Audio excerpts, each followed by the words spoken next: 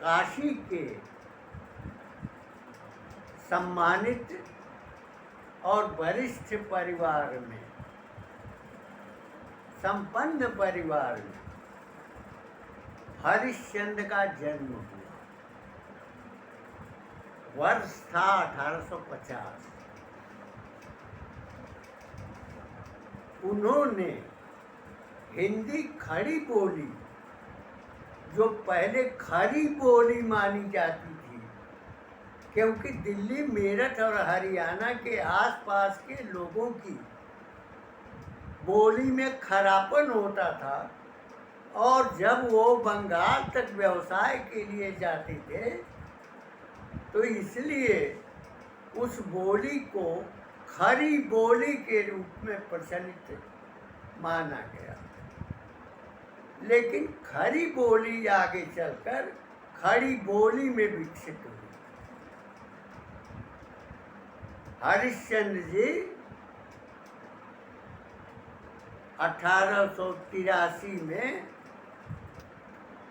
ददरी के मेले में, जो बलिया में लगता है, जहाँ पशुओं का मेला लगता है, जहाँ क्षेत्र की आवश्यकताओं को बेचने के लिए दुकानें लगती हैं और समाज के लोग जो अपना वक्तव्य देते हैं, समाज सुधार के बारे में चर्चा करते हैं, उसके लिए पंडाल बना था।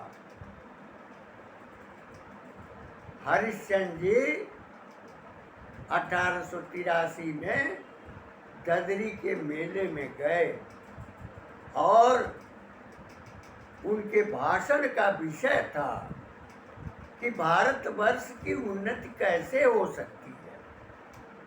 इस पर उन्होंने अपना वक्तव्य देते हुए कहा कि भारत के लोग आलसी हो चुके हैं। लोहा, सोना, चांदी, हीरे विदेशों में जाते हैं और वहाँ से सुई जैसी छोटी चीज भी बन करके आती है। तो भारत कभी आत्मनिर्भर नहीं हो सकता।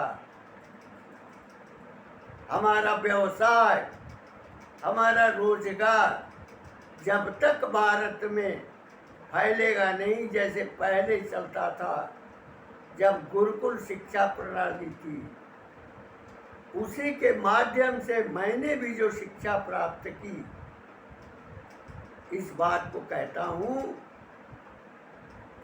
कि अगर भारत को विकसित करना है तो उसको आत्मनिर्भर बनना होगा और सामान जो है भारत में निर्मित किए जाएंगे, तभी भारत की उन्नति हो सकती है। उन्होंने आगे कहा कि जैसे रेल के डब्बे होते हैं और उसमें इंजन लगे होते हैं, वो इंजन खींचते हैं डब्बों को, लेकिन हमारे समाज में ब्राह्मण जो है वह नेतृत्व करता रहा है, लेकिन वह आलसी हो गया है, यानी उसके भीतर निष्क्रियता पैदा हो गई है। तो डब्बों को अगर इंजन नहीं खींचेगा तो सामान एक जगह से दूसरी जगह कैसे जाएगा। भारत को विकसित करना है तो सबसे पहले हमारे छोटे उद्योग हैं जो बंद कर दिए गए हैं अंग्रेजी शासन, ब्रिटिश शासन काल में, उनको फिर जो है वो जारी करना होगा। आगे चलकर वो भारतेंदु की उपाधि उनको दी गई और तब भारतेंदु हरिश्चंद्र हुए।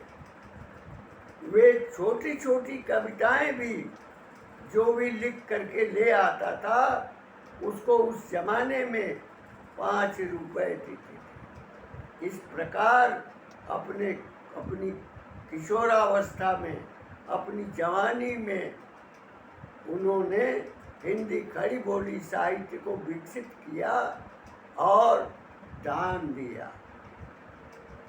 एक कहावत कही जाती है कि जब 1757 में प्लासी की लड़ाई हुई तो उस लड़ाई में उनके पूर्वज लॉर्ड क्लाइव से की रिश्वत से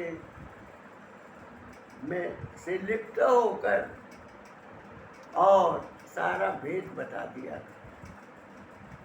भारतेंदु हरिश्चंद्र जैसा तपस्वी, सत्यवादी, खड़ी बोली की विभिन्न विधाओं की रचना में प्रवीण,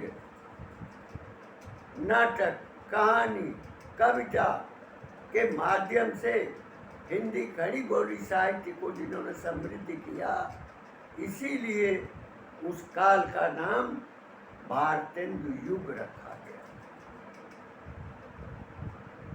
1884 में आकस्मिक रूप से उनका निधन हो गया। 34 वर्ष की आयु में उन्होंने हिंदी साहित्य को समृद्ध किया, दिशा दी और खड़ी बोली को विकसित किया।